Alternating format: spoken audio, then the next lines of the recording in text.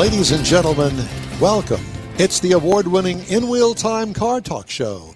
Just ahead, the guy that keeps us grounded here, Jack Nerad, Okay. and his take on the new car market, along with other things like what's the price of gas in L.A. today.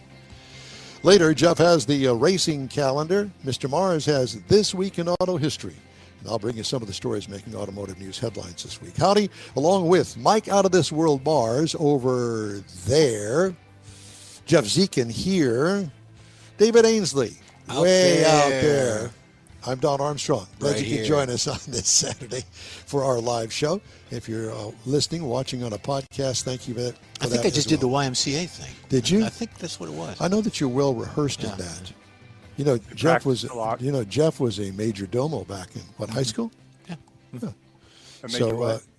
A major domo. It's called. We used to call it genius back then. Genius. Yeah. Mensa. You can call it what you want. Yeah, go ahead, Mike. Oh, no. No? All right, well, just thought I'd mention that because Dimension that. he does have a knack for music. He's a great drummer and, well, was. Great guy, great family man, just great all around. You want to just go ahead and just read us your resume? We could end the show right now with that. And on a high note. We could do that. Well, as we wait for Jack. No, Jack's ready. Jack's here. Well, bring him on. Bring him on.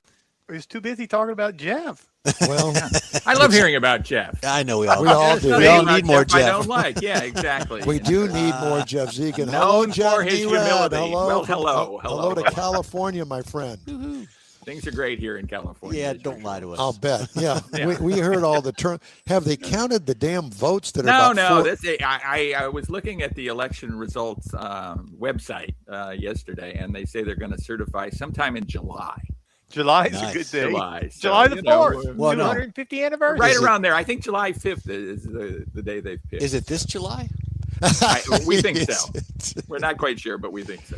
Oh, Jack, that California dude. Yeah, we love it. Wild and crazy people. Yeah, and you loving it still out there? Well, we put up with a lot for the weather, right? I mean, and I'm 3/4 of a mile from the beach. It's beautiful, the Pacific Ocean, wonderful. It's always about 75 degrees here, no matter what time of year. So gotta like that. See, that's and the then thing. There's the craziness, and it's everywhere. Well, That's but it's the thing always about been being that down way, here. Jack. Let's not forget where all those bands came from back in the 60s, brother. Yeah, well, that's true. That's true. Including the Beach Boys, which are from right up the road here. Yep. My heroes, of course. Yep. Well, all of ours. Yeah. So I have to ask you, how much is the price of gas out there today? It's come down. We were driving around yesterday, and it's under $6 now. It's high fives. Okay. We're not giving high fives, but the gasoline is. Well, I have to tell like you, $5.45 a gallon or something. Well, I will tell you this: that I had to buy gas for the Corvette a couple of weeks ago, and it burns premium, and I spent $5 a gallon. I've never spent $5 a gallon on gasoline. It cost me like $80 to fill it up. Yeah. We used to buy avgas out at the airport for that. Well, you can't do that anymore. At least you No. can't admit it. That's for sure. Yeah, crazy. So, Jack, let's talk about new cars and anything new and fun that you've been on any junkets lately. Well, actually, I spent the early part of the week in Georgia, and I was at the Hyundai Meta plant, where they were going to build something like 250,000 to 500,000 electric vehicles a year. That's not going to happen. So they have introduced the Kia Sportage Hybrid into that plant, which is interesting because it's a Kia being built in a Hyundai plant, but of course they have the same parent company. Right. So it was kind of fascinating to see that plant add Kia to it. There was a big ceremony. Governor Kemp was there to drive the first vehicle off the line, do all of that. A very nice event. And then we drove down to West Point, Georgia, kind of across the state, and saw the Kia plant where they're building all kinds of stuff, and they're going great guns, and they're making about 500,000 vehicles a year in that plant, all with American workers, of course. It's just been a boon for the economy there. So it's terrific. One of the most impressive things about that was they have something like 13,000 vehicles on the ground at any one time. Wow. I mean, there is just acres of cars produced, and you look at them and go, people are buying these, but it kind of shows you just the scale of the industry. It's just so amazing. So they're literally building them so much faster than they can ship them off the property out across the country, huh? Well, they build about one car every 53 seconds, I think is what they told us, something like that. Yeah. And then they ship a lot of them by rail and the rest of them by truck. I think to the southeast, they go by truck and probably out to Texas by rail, certainly up to the upper Midwest and out here to California. Yeah. And then they also export some. Some go to Mexico, some go to Canada. I remember back when I was in the factory, I think they built a car every 9 minutes, I think, and that was like the exclusive time to beat. But Yeah, the holdup was the wooden wheels, though. Yeah, exactly. It warped a lot. But 53 seconds, that's amazing. Yeah. The first plant, did they have a lot of storage there on their lots? Because you said you went to the first one. Well, it's interesting. They, being all electric, and things changed on them pretty radically now, didn't they? They have a lot of extra space, and I think they're going to introduce a lot of internal combustion engine vehicles there over the course of time. They're calling it electrify, but these are hybrids, so they do have a battery, but they're not battery vehicles like the vehicles that were being produced or are being produced there. So they introduced the Kia Sportage there at the Hyundai plant. Mm-hmm. Is it the same Kia Sportage? I mean, or did they make some significant changes? No, it's the new model year, right? And they're only going to build the hybrid there, the Sportage Hybrid.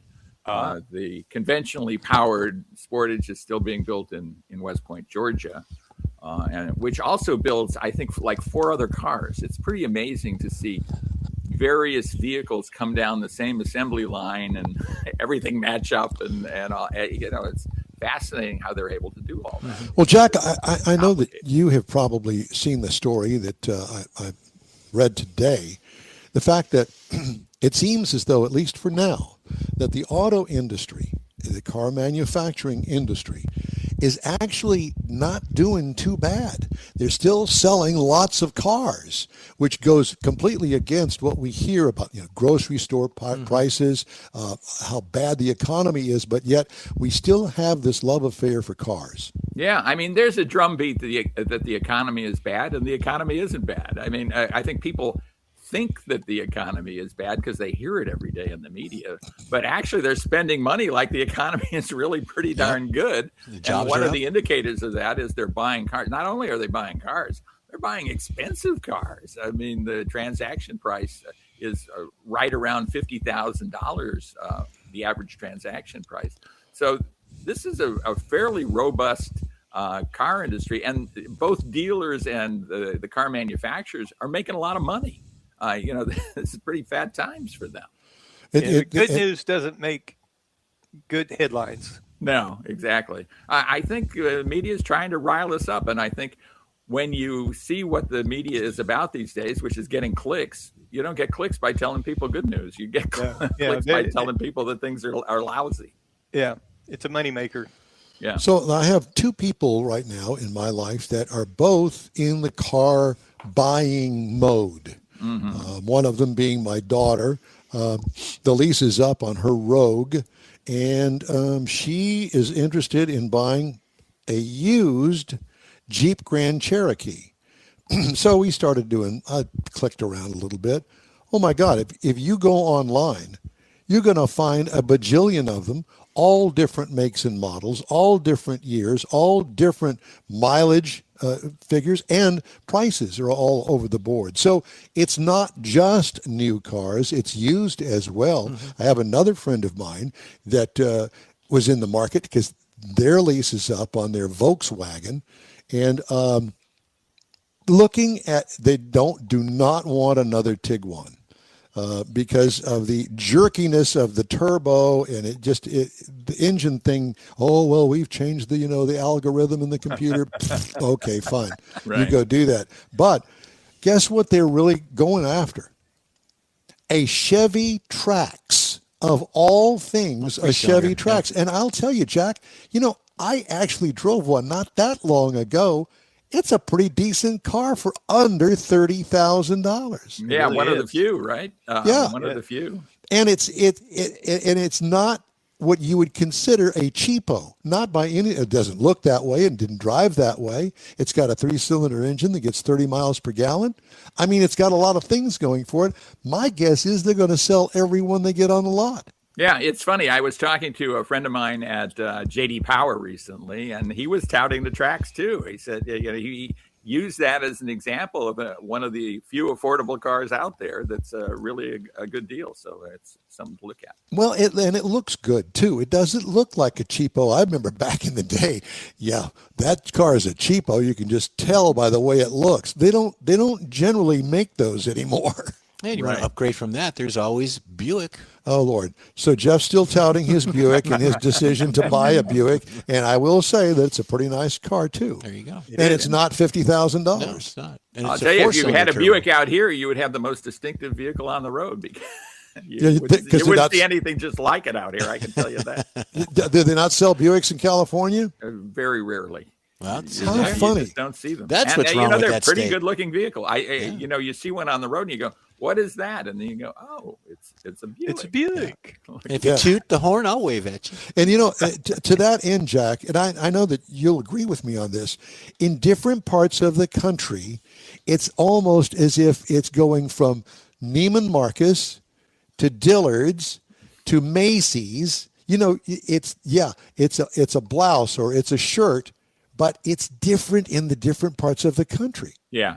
Yeah. And if you travel around as we do, and if you look at the sales figures, stuff that sells in the Northeast does not sell in the Southwest, Exactly. for example, or things that sell in Texas don't sell in North Dakota.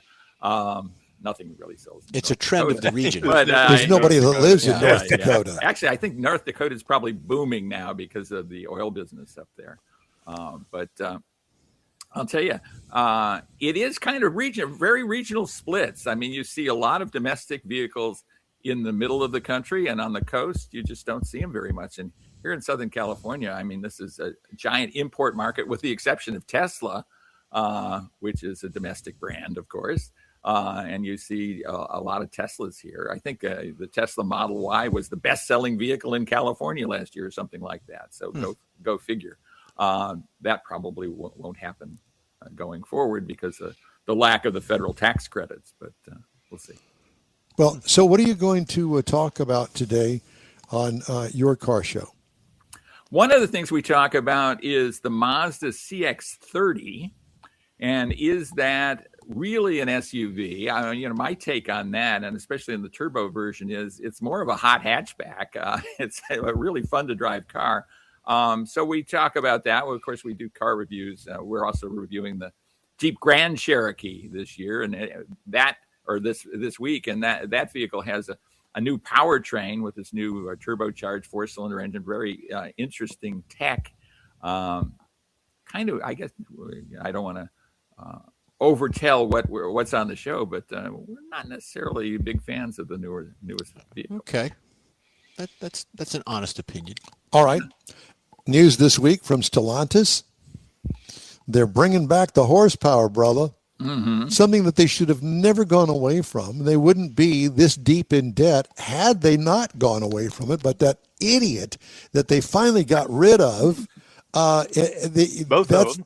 Yeah, that's a thing of the past. I mean, apparently they're going to go all in on horsepower. Well, you said more horsepower, so they're going to put more electric motors in them. Well, in some cases, but I mean, I think that the Hemi's back. Yeah. Yeah, well, I think what we saw and what I was talking about just now with the Jeep Grand Cherokee and that 4-cylinder engine, all things being equal, and if we didn't have the fuel economy requirements that we used to have and the emission requirements that we used to have that have now been banished, thankfully, we wouldn't have stuff like that. I think a lot of people are facing they're being confronted with turbocharged 4-cylinder engines in all kinds of things that they are about to buy, and they're going, well, I don't really want this. I like a V8 engine. I'd like a solid, normally aspirated 6-cylinder engine like I'm used to.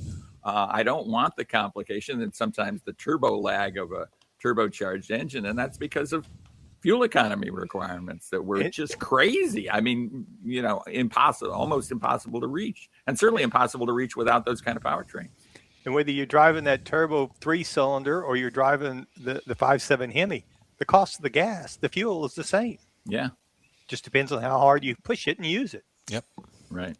Well, I think that they're headed in the right direction for their miraculous comeback, and Lord knows they've had enough of them in the life cycle of that company.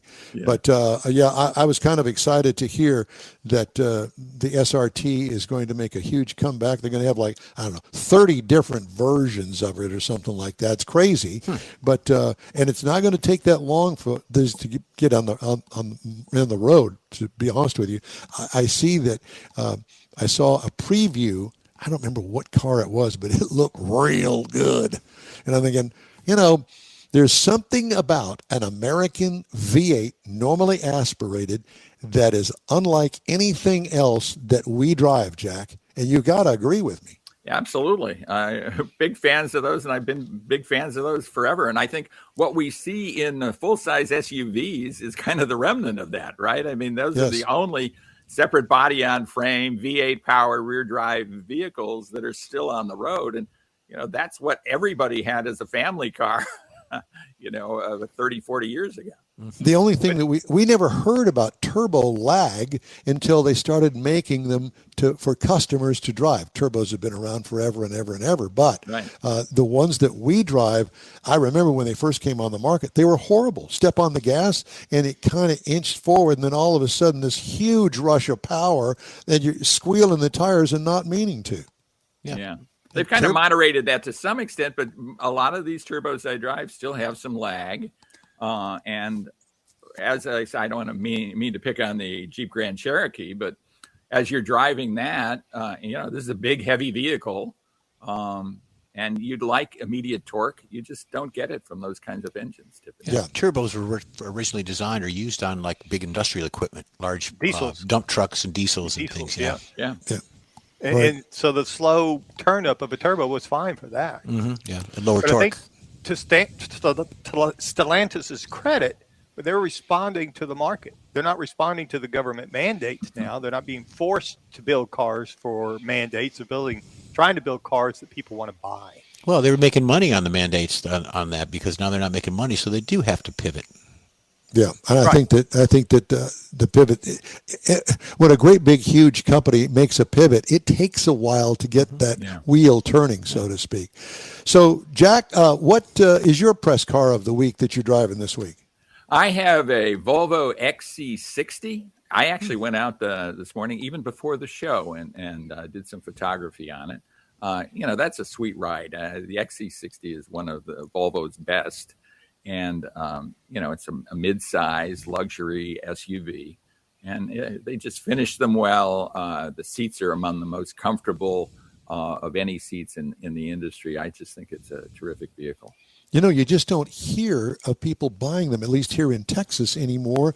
And I think that that Volvo brand has something to offer and something to look at if you look for something a little bit more upscale than, I don't know, Chevy or something. And they're building a lot of them now in the United States, which is cool as well. A lot of their SUVs are being built here.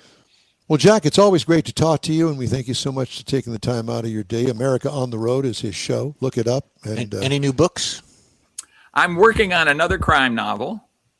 It's more in my head than it is on the paper yet. But, it's a crime up there in your head. Yeah. A lot of things are a crime. Crime chamber. Yeah, you've been in Don's head then, haven't you? Yeah, apparently so. That's my wife. Yeah. Jack, we love you. Thank you so much. Have a great summer, and hopefully we'll talk to you before summer ends. I look forward to it. Always great to talk to you three. Thank you so much. Thank you, Jack. Thank you, Jack. Thank you, Appreciate Jack. you. Hey, you're invited to join us again next week for our live show. In next week, it's a bonus hour, 9 to noon Central, as we take it all the way up to Granbury, Texas, for the Lone Star Street Rod Association. Lone Star State Run. Mm-hmm. If you miss our show, you'll be able to connect through a podcast from your favorite podcast channel anytime. We're going to be right back after this quick break. Stay with us. The Tex-Mex dining experience is defined by Lupi Tortilla, your destination for Texas's best beef fajitas and frozen margaritas. Since 1983, Lupi Tortilla has served authentic and time-tested recipes made with the freshest ingredients. Atmosphere is part of the award-winning experience at Lupi Tortilla, all developed in a little house near Highway 6 and I-10 in Houston. Visit any of the Lupi Tortillas and you'll see the same attention to detail in each and every location. Start your Lupi experience with queso flammeado and guacamole, along with a classic frozen margarita. Dine on famous Lupi beef and chicken fajitas or pepper shrimp brochette, or a fish or vegetarian entree, and finish with a scrumptious flan for dessert. Find Lupi Tortilla in Houston, College Station, Beaumont, Austin, San Antonio, and Dallas-Fort Worth. There's a Texas location near you. The recipes are authentic and time-tested. The ingredients always fresh. Lupi Tortilla. Eats pretty good.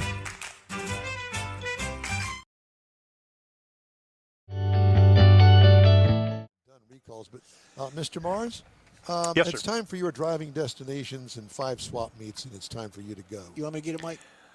If you would, sir, I'll pull it up and get you started. There you go. All right. So, swap meets are something that we used to. I remember when I was much, much younger that was something that we always went to looking for parts. It was a big deal. It was almost like almost every car show had a swap meet, and it's not so much anymore. Now, if you're going to find something, generally it's tied into a flea market. But there are several swap or you go meets. online and get it. Yeah. Or you go online and get it. Yeah, it takes all the fun out of walking through it. So, but one of them that's going on that is still a pretty big deal is the Southwest Swap Meet at Lone Star Park. Now, this is right between Dallas and Fort Worth.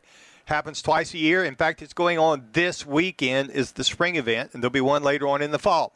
Now, this has been around since 1968, and it's set up on a 300-acre horse racing facility.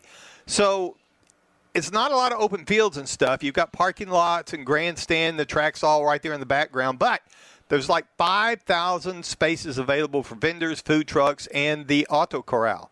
So if you want to go looking for something in a little bit more of a laid-back atmosphere that's not totally too big, put on your walking shoes and go check out this one. Now, getting a little bit closer to home down here in the Dallas part of the world, Hot Rods of Texas Swap Meet happens up in Conroe. Again, this one is twice a year, and this is the second largest swap meet in Texas. Now, the October event is set for October the 23rd and the 25th. Again, Montgomery County Fairgrounds out on Airport Road. We've been out there a couple of times with some other events. It is a real fairgrounds. It is a large place, and they use the whole thing. Hot rods, muscle cars, project builds. And the great thing about this one is if you're going to be a vendor there, if you're going to come in there and set up, you got to have at least 75% of your content or your stuff you're bringing in has got to be auto related, so you're not really going to turn this into some sort of flea market with a lot of handicrafts on it, and it usually draws a pretty big crowd. Well, because Martha, isn't that a cute purse you brought over there? Thank you. got a car on it. So then I want to go to the big one. Now this is the biggest in Texas, and it is considered one of the largest in the country. Now this is the Pate Swap Meet. Happens April the 23rd through the 25th, so still got time to get there. Now, this was started in 1972 by several Texas car clubs who were going off to Pennsylvania, to Hershey, and places like that, and they got tired of making the drive. So they decided to set one up here, and it's been through several different places and now is home at the Texas Motor Speedway. 14 clubs get together to put this together. They have 2,000 vendors. They have 9,900 spaces for people to set up and swap parts and swap stories. Then they have an auto corral. And there's some pictures. Part of these pictures are from the top seating of the track looking out over the field. It uses the whole track.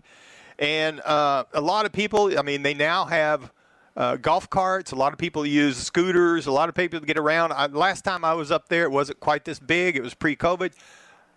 I was there 2 days and still didn't get to walk through all of it. Wow. So there's lots of stuff up there and lots of things. And if you buy something, if you can't carry it, they got people that will actually carry it to your car.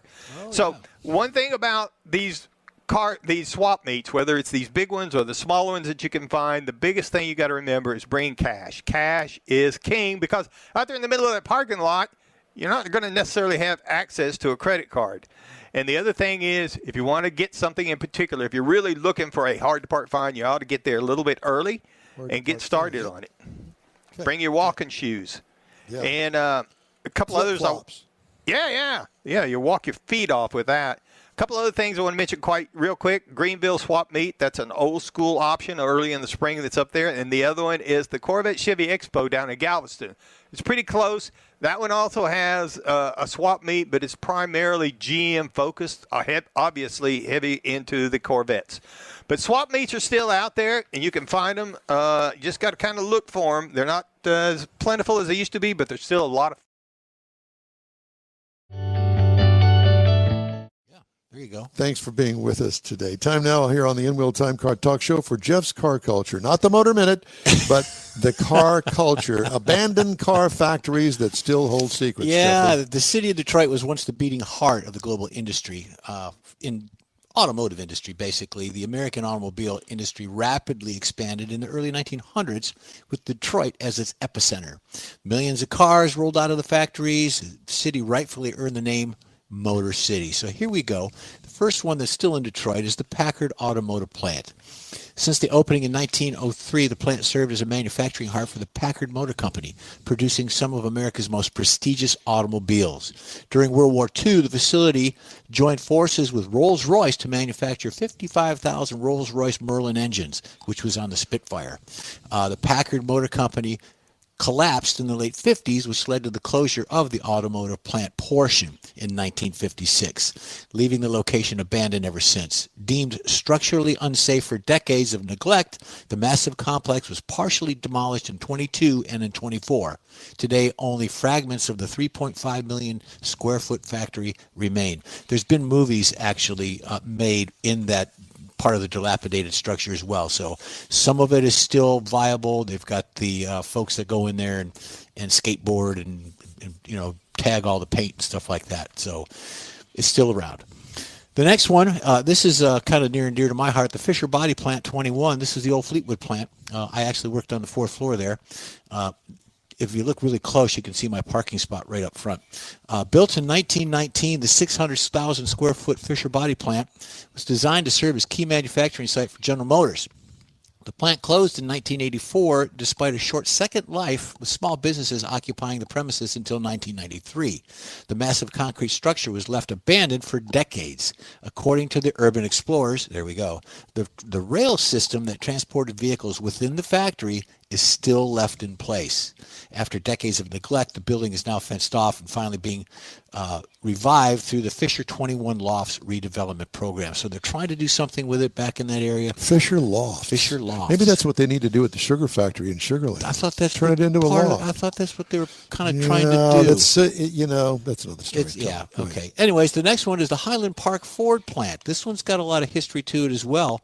It's one of Detroit's most significant factories in automotive history. It opened in 1910, designed by the same architect that designed the Packard building. The plant became the birthplace of the modern moving assembly line from Henry Ford, introduced in 1913. As the production of the Model T moved to a different factory, the Highland Park Ford plant transitioned into automotive trim manufacturing, truck and tractor production, as well as the production of tanks, aircraft, and certain parts in World War II. According to the Ford company, sold this historic Highland Park complex in 1981, but it continues to lease space for storage even today. So you probably got a little storage company working, and that's pretty good to keep it going. Last one we got, Michael, is the American Motors Detroit plant. We've covered all the manufacturers there. This one was built in 1927. Wait a minute, I thought that they were up in Wisconsin. This one was the original, built in 1927. Oh. It's a 2 million square foot industrial complex that serves as headquarters for American Motors, or AMC. The company first oversaw the development and production of appliances and focused exclusively on production of vehicles starting in 1960. Rambler, the Hornet, the Javelin, Gremlin, Pacer were some of the manufacturer's most popular models built in this factory. In the late 80s, Chrysler acquired... Yep. The fishbowl. Chrysler acquired the AMC to move as a move to let the complex being repurposed for Jeep and Truck Engineering Center. So there you go. Well, that was interesting. Yeah. That's funny. Because I always thought that American Motors was Kenosha. Yeah.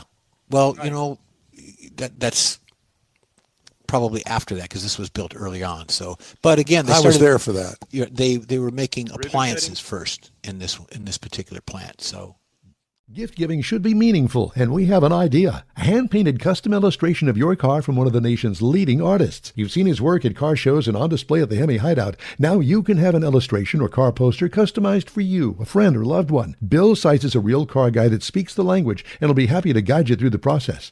No matter what the day, birthday, anniversary, or any day, an Autographics custom illustration adds an extra touch of class to any home. Call Bill today, 832-922-0963. That's 832-922-0963.